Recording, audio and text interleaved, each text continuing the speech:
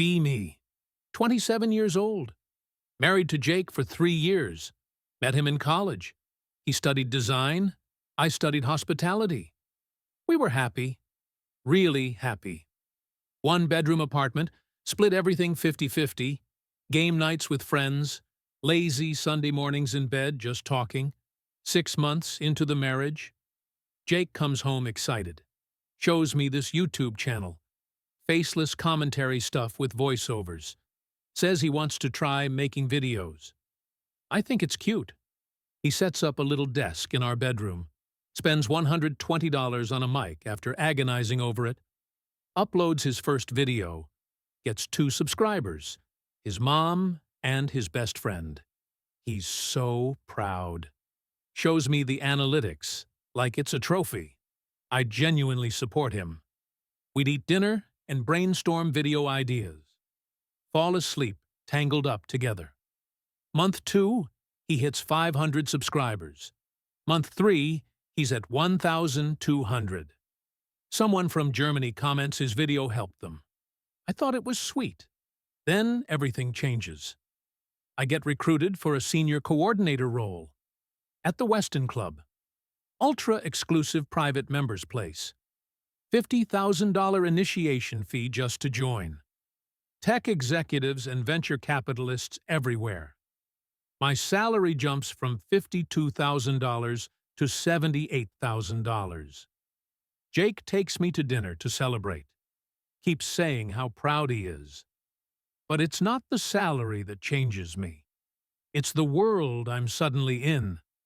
My co-worker Maya is 29, always dressed in silk blouses. Her boyfriend works at Meta. Casually mentions his stock options vested at $340,000 last year. Just drops it into conversation. Another co-worker, Lauren, is engaged, shows me her ring. Emerald cut, easily $35,000. I know because I looked at rings like that online. Before Jake proposed with the $3,200 one, I have. They invite me to things. Dinner parties in fancy neighborhoods. Weekend trips to a cabin that's actually a 6-bedroom estate. Spa days where we drop $600 without blinking. At first, I feel like an imposter. But Maya and Lauren never even look at prices. They just exist in this world. I start noticing things I didn't before. Jake's 2015 Honda with the dent in the bumper. Our apartment that suddenly feels cramped. When Jake tells me he hit 2,000 subscribers, I smile and congratulate him.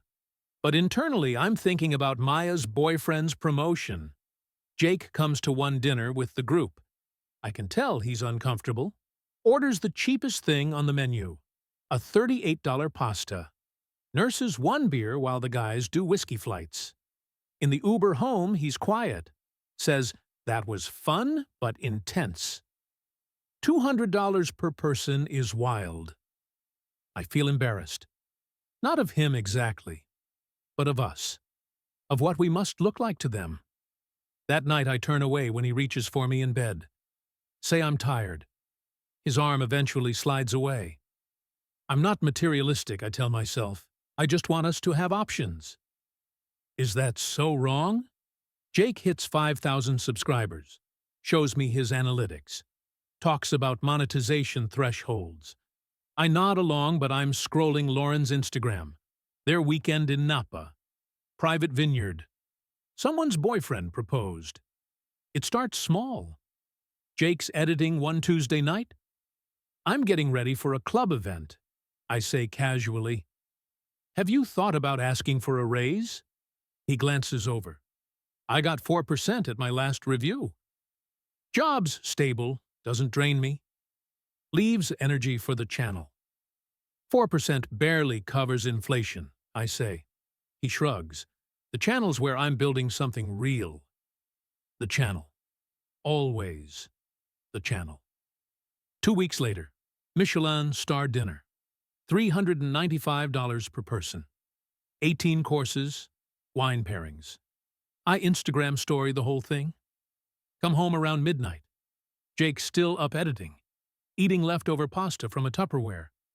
The contrast is jarring. "How was dinner?" he asks, not looking away from his screen. "Good. Expensive." I set my bag down harder than necessary. "Maybe you should freelance on weekends." He finally looks at me. "Weekends are when I make progress on the channel. I'm at 12,000 subscribers now. Got my first brand deal inquiry." I actually laugh. "Jake, you have 12,000 subscribers. Be realistic. That's not a business, it's a hobby." His face does something. Hurt, then carefully neutral. "These channels can make 20 to 30,000 a month once they scale. I'm building an audience. It takes time." Time, I repeat. That night, I don't come to bed at the same time. Stay up scrolling in the living room. When he reaches for me in his sleep, I move away. Wine-tasting weekend in Napa. Someone's boyfriend casually drops $1,800 on bottles. Just drops it like nothing. I come home Sunday. Jake's excited. Hit 18,000 subscribers. Analytics show retention in top 5%. He tries to hug me. I stiffen and pull away. "Why are you satisfied with this?" I snap. He blinks. "What?" I gesture around. "Our apartment? Your job? This YouTube thing? Why are you okay with just fine?" "We're more than fine," he says. "We're stable. I pay my half." What's wrong? I think about stock options and real estate portfolios. It's not enough anymore. "What do you want?" His voice is quiet. "I want you to take this seriously. Get a better job or make the channel actually successful. I can't keep living like this." "Like what?" "Like we're still in our early 20s playing house." He looks like I slapped him. Horrible silence. Then I say it. "I'm moving to the guest room." "Until you figure this out." He just stares. "You're serious?" "No intimacy, no sex. Not until you can actually provide the life I deserve." The word deserve hangs there. He looks gutted, but quietly says, "Okay, if that's what you need." That acceptance enrages me more than resistance would have. Why won't he fight for us? I move my stuff that night. Pillow, phone charger, some clothes. The guest room is smaller, colder. I lie there thinking about how Maya's boyfriend bought her a Cartier bracelet. This is temporary, I tell myself, just until he gets serious. Over the next 4 months, I watch Jake transform. Not the way I wanted. He's working 16-hour days. Agency work, then channel work until 3 a.m. Loses weight. Develops dark circles like bruises. Barely speaks, except for logistics. "Can you grab milk?" "I'll Venmo you for utilities." We're roommates, polite strangers. I pass him in the hallway sometimes. Our bodies used to gravitate toward each other. Now we sidestep like avoiding obstacles. His channel grows. 25,000 subscribers. 30,000. 35,000. I don't acknowledge it. When he tries to share something exciting, I give him nothing. Cold shoulder, one-word responses. Jake's at 42,000 subscribers. 5 months into this. His friend Marcus comes over, sees the setup, sees Jake's condition. Gaunt, exhausted, hollowed out. "Dude, what is happening to you?" "I'm trying to build what she wants." Jake sounds dead. "This isn't healthy, man." "This is killing you," I interrupt. "Marcus, this is between me and my husband." Marcus looks at me with disgust. Leaves without another word. One night, 3 months into the ultimatum. Jake knocks softly on the guest room door. I open it. He's standing there, looking vulnerable. "I miss you," he says quietly. "Not just miss us. I miss talking to you, being close." His hand reaches for mine. For a second, I almost take it. Almost remember what we had. Then I think about Lauren's ring, Maya's trips. I pull my hand back. When you're serious about our future, we can talk. His face does something. Hope dying in real time. He nods, walks back to our bedroom alone. I close the door, hear him moving around on the other side of the wall. That night, I lie there thinking about Sunday mornings, his laugh against my neck, the way he'd pull me close, all gone because I demanded he become someone different. The club hosts its annual black tie gala. $500 per plate charity dinner. I'm working it, but also attending. Wearing a dress I stressed over. $300 on sale. I watch the wealth move around the room. Lauren's fiancé bids $15,000 on a yacht experience. Doesn't even blink. Maya's boyfriend buys her a necklace. $4,200. She squeals. Everyone applauds. I smile and clap along. Feel like an imposter in my sale dress. This could be my life, I think. This should be my life. Get home around 1 a.m. Jake's at his desk. Dead-eyed, editing. Channel at 47,000 now. I just stand there watching him. Hunched shoulders. Blue light washing out his pale face. Half-eaten granola bar on his desk. Something in me breaks. Not toward sympathy. Toward finality. Jake. He turns, exhausted. Blinks slowly like trying to place who I am. We need to talk. I sit on the bed. His bed, really. Haven't slept there in 5 months. Haven't touched him in 5 months. I want a divorce. He just stares, mouse still in hand. Are you serious? I'm 29.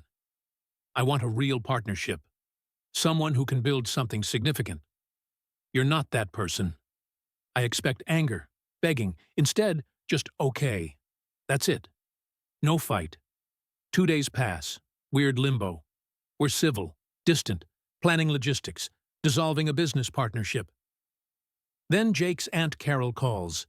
She's in town from Portland, insists on coming over. Carol is 62, taught high school English for 35 years, sharp as hell, always liked me. She sits at our kitchen table, looks around, sees the guest room set up through the open door, sees all of it. What's going on? Direct, no preamble. I give her the sanitized version. Want different things, grew apart. What do you want that you don't have? I talk about partnership, ambition, security. Mention the YouTube thing, how he's obsessed instead of focusing on real career growth. How long has he been building this channel? Like a year and a half. He's at 47,000 subscribers. 47,000 people chose to follow his work. She sips her coffee. That's more than attend most college football games. But it's not making real money yet. Yet? You said yet. So it could. I feel defensive. I have goals too. I see what life could be. We're not even close. You see what other people's lives are. That's different. Carol sets down her mug. It's not wrong to want it. It's wrong to punish someone for not delivering it on your timeline. She doesn't understand, I think. Different generation. You don't understand, I say out loud. He's killing himself for something that might not work. No, sweetheart. Her voice is gentle but firm. You're killing him because you can't wait to find out if it works. The words hit like cold water. She continues. I watched my husband build his business for 4 years. Tight money, stress, me working double shifts. You know what I didn't do. Make him sleep in another room. Withhold affection like currency. Make him feel like he wasn't enough. I can't look at her. Jake's a good man. He's building something. But you're so busy looking at what you don't have that you can't see what you do. And using intimacy as a weapon. That's not feminism or self-respect. That's cruelty. She leaves an hour later. hugs me, says, "I hope you think about this." I do for 2 whole days. Genuinely reconsider. Look at Jake's channel. The quality is actually impressive. Comments are engaged, genuine. Growth curve is consistent. Maybe Carol's right, I think, Friday night. Maybe I'm being unfair. Maybe I should end this standoff. Go back to our bed. Try to fix what I broke. Then Sunday brunch. Girls' brunch at a fancy place. Lauren shows off her wedding venue. $85,000 for 150 people. Maya talks about her boyfriend looking at houses. $2.3 million budget. Another girl mentions her boyfriend made partner. $400,000 salary. They ask about me. I mention considering working things out with Jake. Maya raises an eyebrow. The YouTube guy, Lauren gently. Honey, sometimes love isn't enough. You need someone who can match your lifestyle. You're so young. Don't settle. Don't settle. The words echo the whole drive home. Jake's there when I arrive. Looks hopeful. Maybe we can fix this. I think we should move forward with the divorce. I'm sorry, but I don't think this is going to work. His face falls. That hope dies in real time. The light in his eyes just goes out. Okay, he says quietly. I'll start looking for a place. This is the right choice, I tell myself, even as something inside screams that it's not. I don't listen to that voice. 10 months post-divorce. Still at the Weston Club. Small promotion. $85,000 now. Dating Brett. 31, wealth management. Takes me to nice restaurants. Boring but stable. The club hosts a creator economy summit. I'm managing the evening reception. Checking catering. Then I see him. Jake, across the room, on the speaker panel. My stomach drops. He looks good. Healthy, put together. Nice clothes that actually fit. Good haircut. Standing straight instead of hunched. There's a woman next to him, mid-20s, creative-looking, laughing at something he said. The moderator introduces the panel. And this is the creator behind Zenith Media, one of the fastest-growing faceless channels on YouTube. 3.2 million subscribers. Multiple six-figure brand partnerships. 3.2 million. I can't breathe. I hide in the back office, pull out my phone with shaking hands, search his channel. 3.2 million subscribers. Videos with 800,000 views. 1.2 million. 2 million. Twitter, 750,000 followers. Instagram, verified badge. Brand deals with major companies. I find a podcast. Building a faceless empire from 0 to millions. Put in my earbuds. Jake talks about working 2 full-time jobs. How a difficult personal period motivated him. Doesn't mention me. Just says he chose vision over comfort. The host asks if he's dating. Jake laughs. Yeah, I'm seeing someone. She believed in the channel when it had 800 subscribers.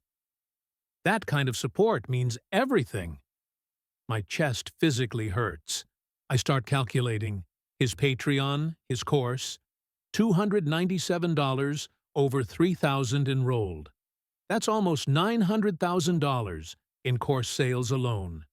He's making 6 figures monthly. Everything I demanded. Everything I withheld intimacy for. Everything I destroyed us for. I tell Maya and Lauren the next day. I expect sympathy. Instead, Maya's face does this thing. Eyes get sharp. Wait, that's your ex. The YouTube guy. Is he single? No, he's seeing someone. Too bad, she says lightly. But I see something calculating. A week later, I'm scrolling Instagram. Maya followed Jake's account, commented on his post. Fire emoji.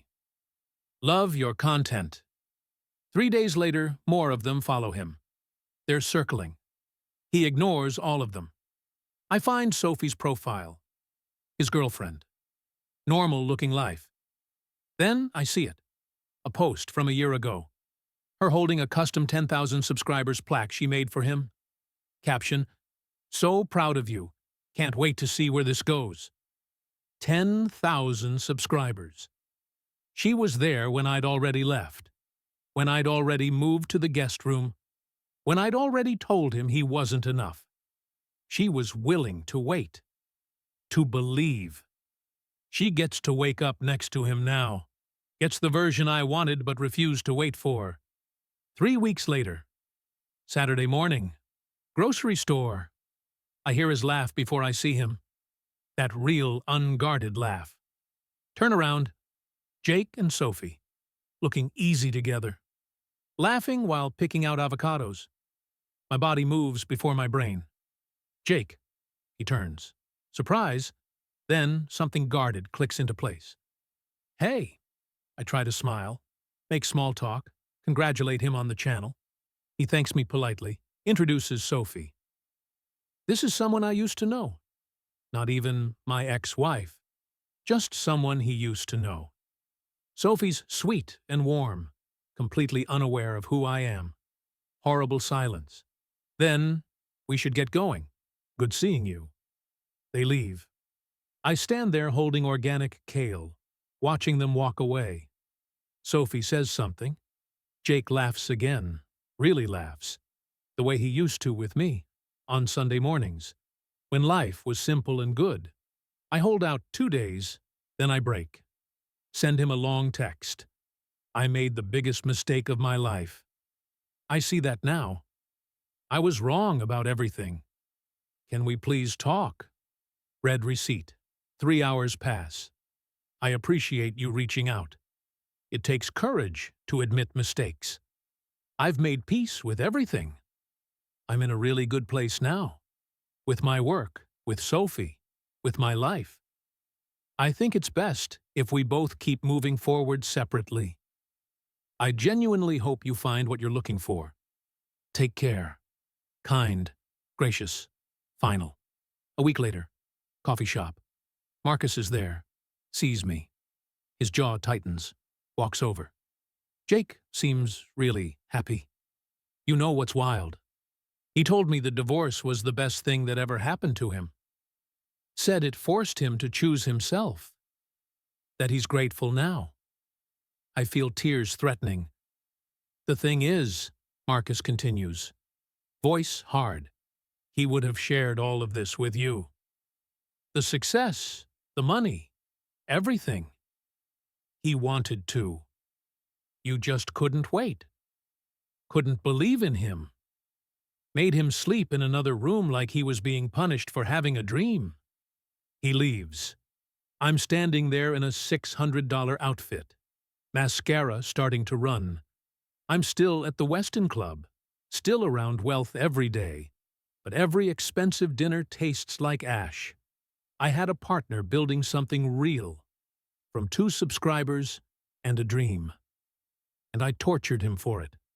Made him sleep alone. Withheld intimacy like currency. Made him feel inadequate. Because it didn't look like what I thought success should look like. Fast enough. I check his channels about page one night. First upload date 3 years ago. Right after we got married. He was building our future the entire time. Jake's thriving now. 4 million subscribers. Sophie posted them at Big Sur. Year 1 with you has been the best. She gets the successful version I demanded. She gets to wake up next to him. Gets the intimacy I weaponized. Gets the man who learned he could survive without me. And chose to. I wanted him to become rich. And when he finally did, exceeded every expectation. I wasn't there.